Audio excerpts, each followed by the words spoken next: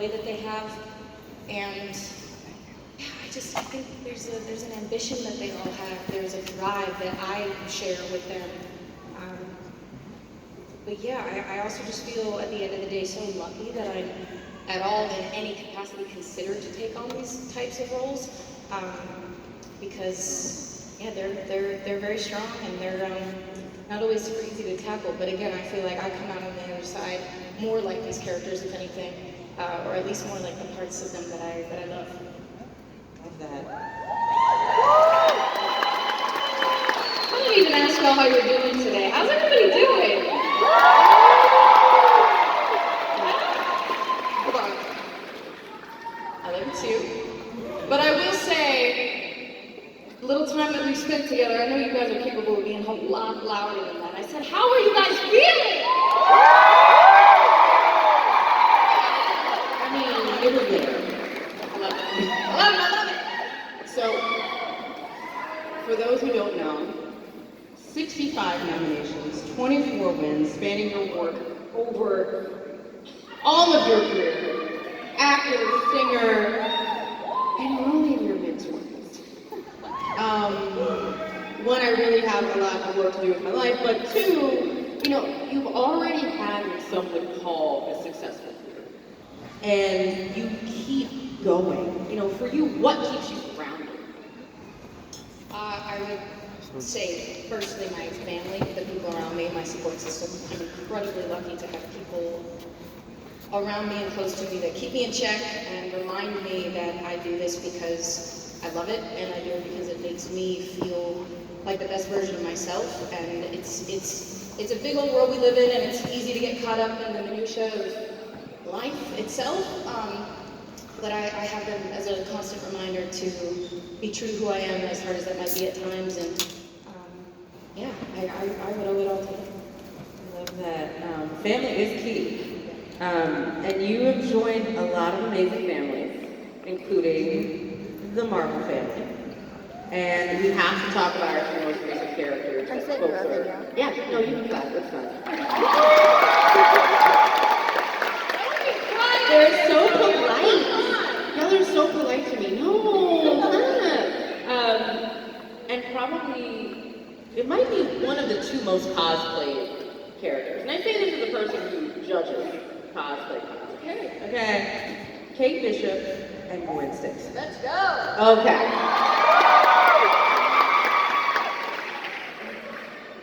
Yes!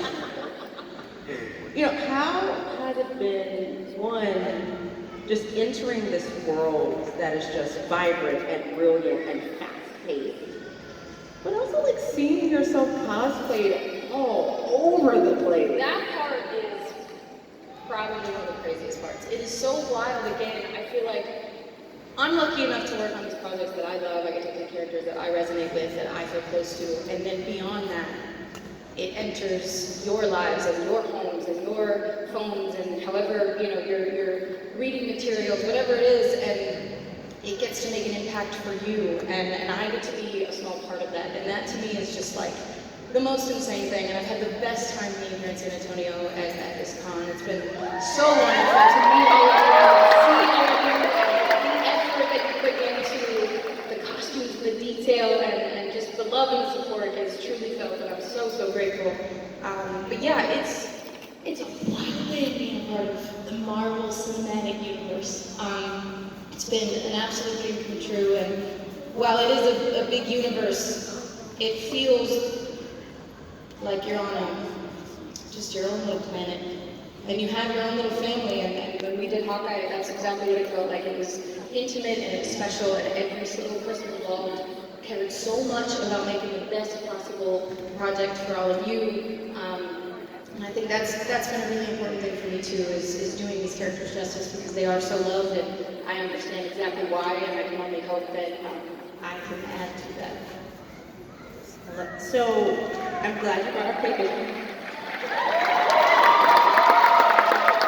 Literally the most polite audience ever.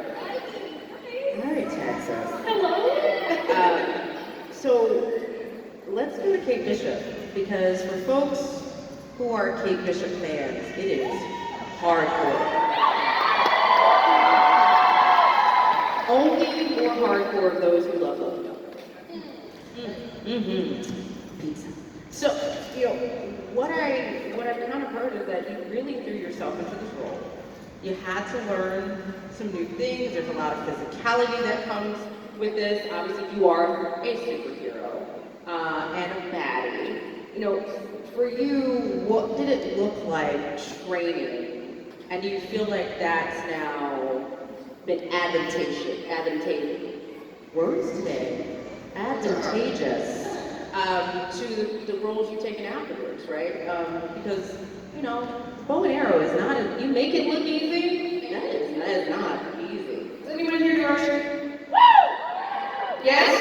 Okay. Then they know. Okay, then you know. I underestimated that big time. I knew I had my first lesson coming up in about 2 weeks, and I was on tube for hours and hours on end. I was watching so many videos of every version of, I just like hours on the internet spent watching archery videos, right?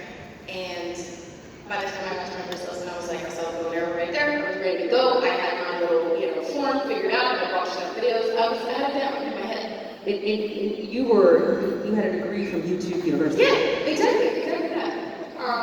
And I had my first lesson, which was about 2.5 hours. The entire lesson was spent sitting down, listening to my wonderful instructor talk about the ins and outs of archery. I didn't get to pick up the bow and arrow the first time, and I was so mad because I was like, I had it down, I've been practicing in the mirror, people. I was not going to do that to anybody. So, that's in the back.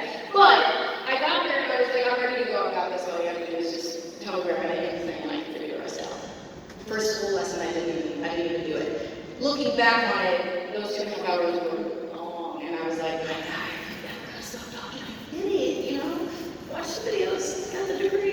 But looking back on it, I really appreciate that first lesson and understanding the mechanics of it and being taught by this person, because you do get so thrown into it, and by the end of it, you don't, basically I wanted to have spent enough time with the bow and arrow and with the just physical training side of things, so that when I got onto set, it would be secondhand and it wouldn't be something I was super proud of. As much as it became secondhand, it was something that I overthought constantly, because that, again, is a part of this character that is her everything, and she is self-taught, and I guess I kind of was too with YouTube, but I had amazing instructors along the way, and it was wonderful. We had an amazing stunt team and stunt coordinator, and that's the fun part. You get to kind of go through something physically like that and adapt and learn.